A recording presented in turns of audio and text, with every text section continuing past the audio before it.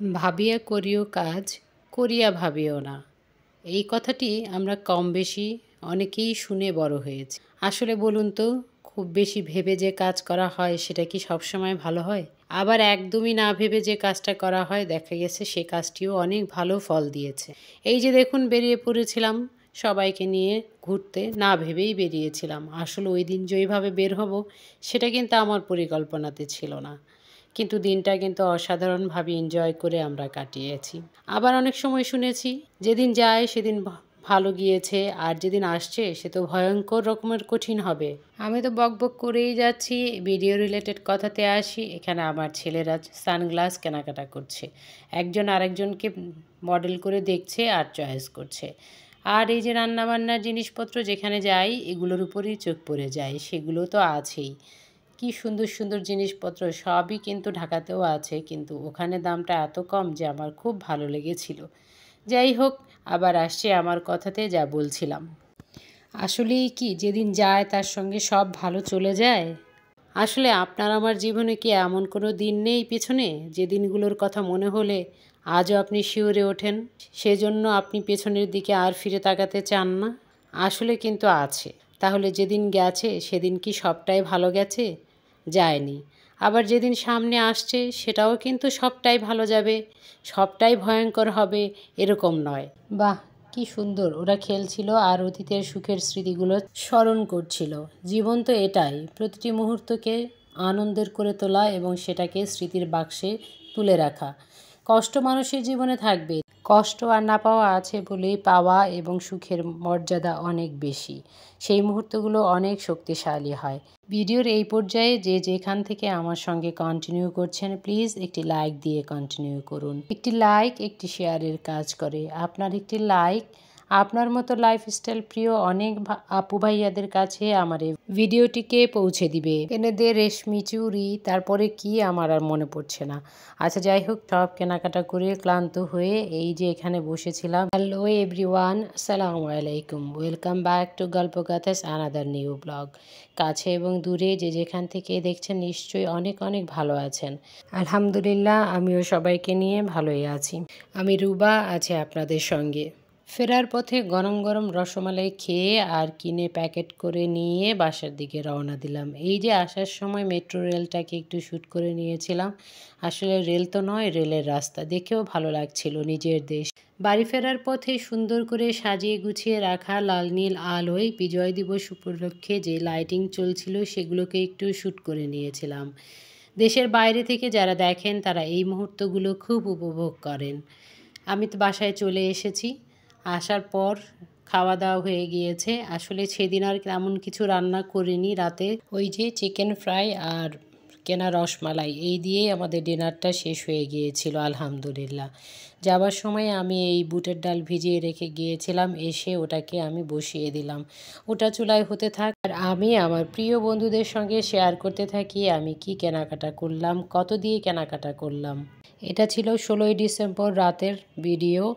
রাত বাজে প্রায় 11টা। অফিসিয়াল ফুলগুলো ধোয়ার সময় কখনো পাতা খুলে যায়, কখনো ফুল খুলে যায়, কখনো একটা ডাল ভেঙে যায়, সেগুলোকে আমি একসাথে রেখে দিয়েছিলাম। চোখে পড়লো যে এই জিনিসগুলো দিয়ে আমি এরকম একটা আর্টিফিশিয়াল ফ্লাওয়ার ভাস তৈরি করে নিতে পারি উইথ ফ্লাওয়ার। সো আমিও তাই করলাম। এগুলো স্টোনগুলো দিয়ে তার মাঝে যেগুলো খুলে গিয়েছিল অন্যগুলো থেকে সেগুলো দিয়ে একটা নতুন করে আর্টিফিশিয়াল ফ্লাওয়ার ভাস আবার তৈরি করে নিলাম। বাহ, দারুণ লাগছে, কিন্তু আমার কাছে তো ভীষণ ভালো লাগছে। আপনাদের কাছে কেমন লাগছে ছোট্ট একটা কমেন্টস করে তা জানিয়ে দিতে পারে। গৃহিণী আপুরা যেখানেই যায় না কেন তাদের চোখ কিন্তু গৃহস্থালী জিনিসপত্রের প্রতিই থাকে। সাজগোজ জামা কাপড় সব কিছু তো আছেই, সেটার প্রতি চোখ যত না যায় তার চেয়ে বেশি যায় গৃহস্থালী কাজে যে সমস্ত জিনিস ব্যবহার হয় সেগুলোর প্রতি বেশি।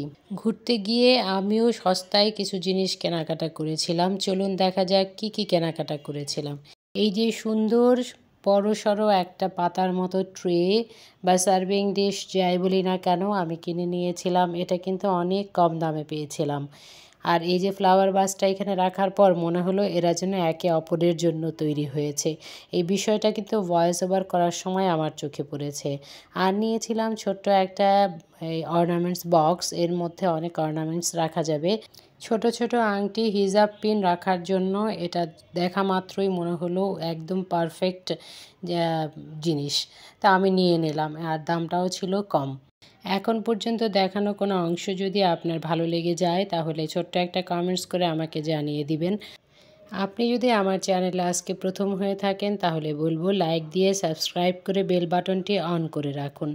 এতে আমি যখনই ভিডিও আপলোড করব আপনার কাছে পৌঁছে যাবে। আপনি আপনার পছন্দ মতো সময়ে ব্লগ ভিডিওটি দেখে নিতে পারবেন।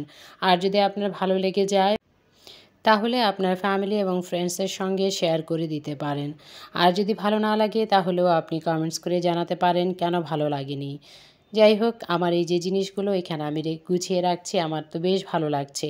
মেলামাইনের জিনিস ঢাকাতেও পাওয়া যায়, কিন্তু যে দামে আমি কিনেছিলাম সে দামে অবশ্যই পাওয়া যায় না, কারণ আমি ঢাকার অনেক জায়গাতেই ঘোরাফেরা করে থাকি এবং টুকিটাকি জিনিসপত্র কেনাকাটা করি। তো সেখান থেকেই আমার যে এক্সপিরিয়েন্স, আমি দেখেছি এই ছোট্ট ছোট্ট জিনিসগুলো ছোট্ট ছোট্ট দামে পাওয়া যায়, কিন্তু এই সাইজের জিনিসগুলো এই ছোট দামে পাওয়া যায় না, তাই তো আমি নিয়ে নিয়েছি। এগুলো কিন্তু আমি একটাও ওয়াশ করিনি, ব্যাগ থেকে বের করছি আর আপনাদের সঙ্গে শেয়ার করছি।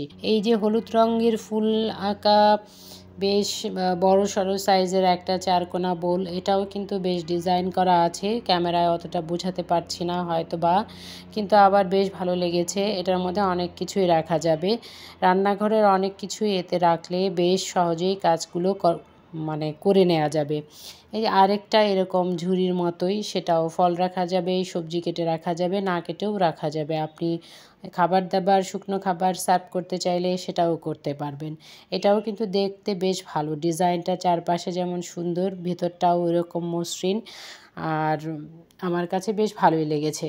আপনাদের কাছে কেমন লেগেছে সেটা তো কমেন্টস করে জানালে তারপর জানতে পারবো। অনেক সময় অনেক সবজি বা ফল একসঙ্গে নিয়ে কাজ করার সময় এই রান্নাঘরে অনেক কিছুই প্রয়োজন হয়, সেই সব কিছু মাথায় রেখেই আমি এইগুলো কেনাকাটা করেছি। এগুলো একটাও আমার অপ্রয়োজনীয় নয়, দেখা মাত্রই প্রয়োজনটা মাথায় এসেছে এবং সেভাবেই কেনাকাটাটা করে নিয়েছি।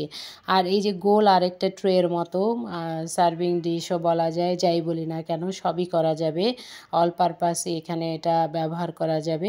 আমার তো দারুণ লেগেছে, আমি এটাও নিয়ে নিয়েছি।